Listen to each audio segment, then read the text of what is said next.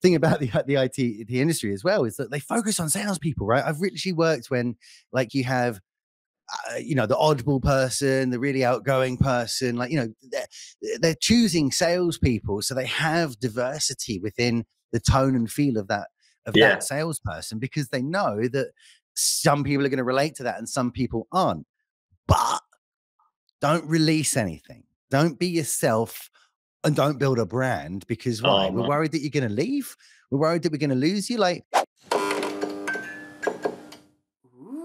my literal thought is, if that's the case and the business thinks that, don't you spend a penny on training? Don't you invest in this person whatsoever? Don't you look at them? Don't smile at them, right? You just sit in the corner and you put your blinkers on and hope they hit a number and get their job done, right?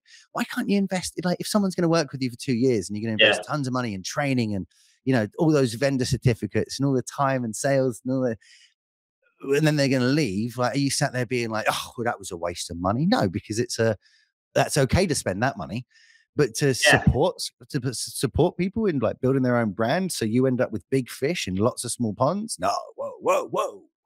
That's it's like that quote. I'm sure there's a quote. I'll probably butcher it, but it said, I think it was like Steve Jobs. They always put Steve Jobs in there. Someone once asked him, so you're investing all this money in your employees. Like, what if they take those skills and leave? And so he said, what if they stay? And it's just true. What if they don't have skills and stay, right? What if they're here without the skill? Yeah, exactly. Surely that is much worry. Much exactly. You got to always be shaping everything that you're doing in your company and the support that you give to your employees. Imagine like they're going to be there forever, because if you're doing the right things and you're feeding them the right skills and resources, like I feel I do here, I get kind of freedom. I don't get any abuse from marketing or anything. He's probably watching as well.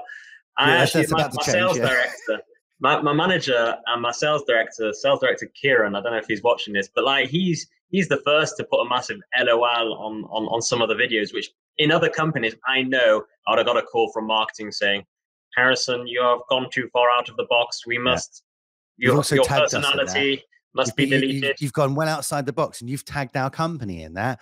HR waiting for you upstairs. Be ready to talk to them. Whole thing. Funny, I'm not going to say the name of the business, but it's a big estate agent.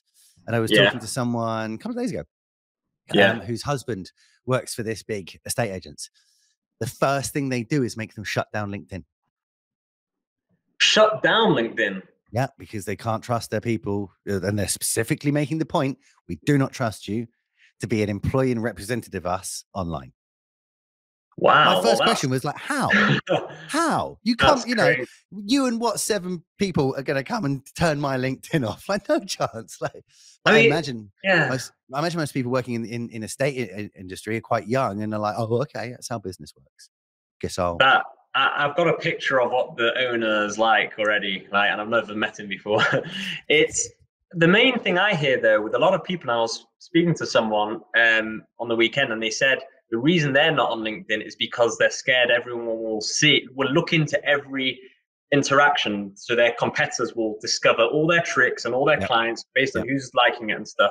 But again, even if that is the case, you always, for me, if you're in business, we're basically committing a lot of our lives to business. If you're not trying to be the best you can be in whatever niche you are, even if it's the most smallest job in the smallest sector, if you're not trying to smash that out the park, then who cares if they know who you're working with? Because I would assume that you're just trying to be the best guy in that industry anyway. So it's all or nothing in a way.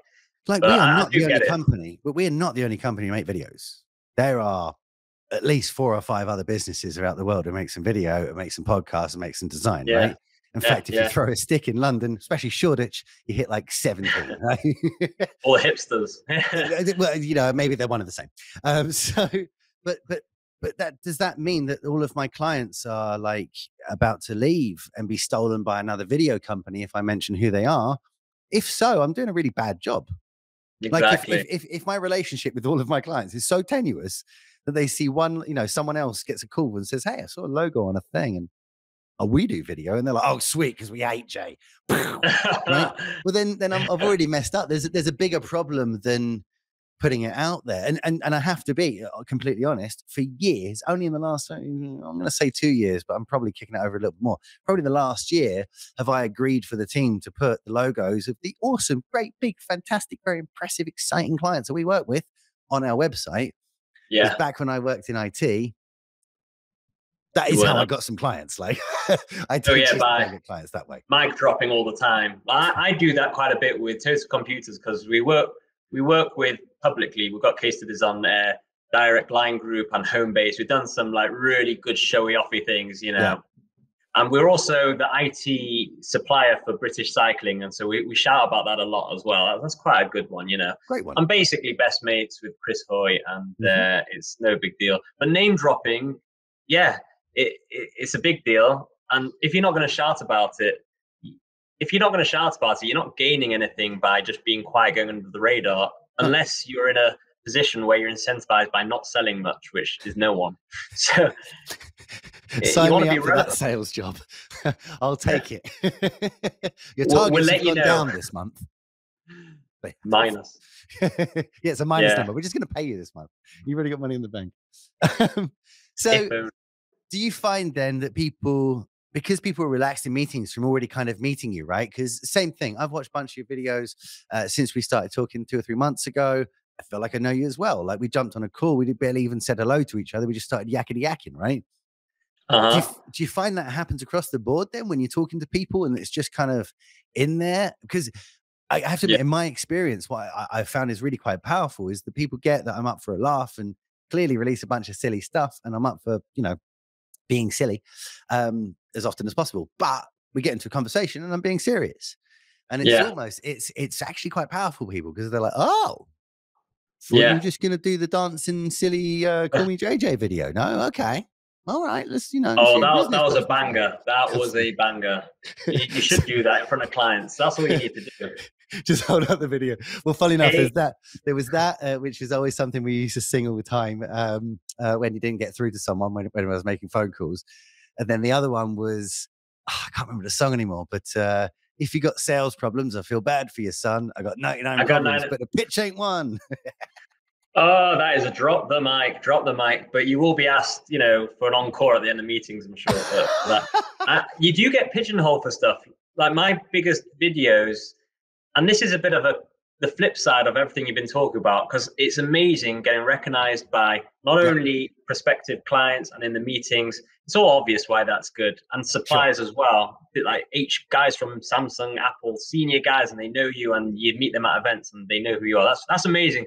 On the flip side, I get grief, and there's a few of my friends watching, and guys who know me. I'm in the community. I'm in quite a community in Manchester where I know basically everyone. And this morning, for example, I was on the rotor where you open the door for cars for the drop-off. Right. There were people saying, "Oh, you're making a vlog. You're going to film this?" I was like, "No, I'll be put on the register." everywhere I go in the community, the first thing now by so many people is like, "Oh, am I being filmed?" I'm like, "What is this?" And then they'll just quote some line I've done from a video, and I get grief for that. So that's probably. Oh, the celebrities walked in. I had that recently when I was at a pub and I could hear someone. I say recently, before lockdown, so not recently at all. But when before the world closed up, I literally was sat and we were at like a local pub. I think we were having some drinks with the team, and I could hear someone being like, "That's the LinkedIn guy." He was like, "Oh, there's a LinkedIn." Fuck, it's me, shite. And then got a message on LinkedIn a couple of days later. It was like, "Hi, do you live like in Surbiton? Were you at the Grove pub?" Yeah, man. That is great. Cool. And you play it cool. Yeah, that was me. Oh, yeah, maybe, man, maybe. I'm like, I was inviting them on the show. I was like, "You know me, come on my show." Yeah, random guy from the pub. I got one. My most random one. I was in Tesco in Stockport. This was in the middle of lockdown, where the bar for outings was so low because you couldn't go out there. I treated myself to a 40-minute drive to the Tesco Extra in Stockport, and I was looking for, aubergines, and a guy's like, "Can I just ask you something? Are you Harrison Kaufman from LinkedIn?"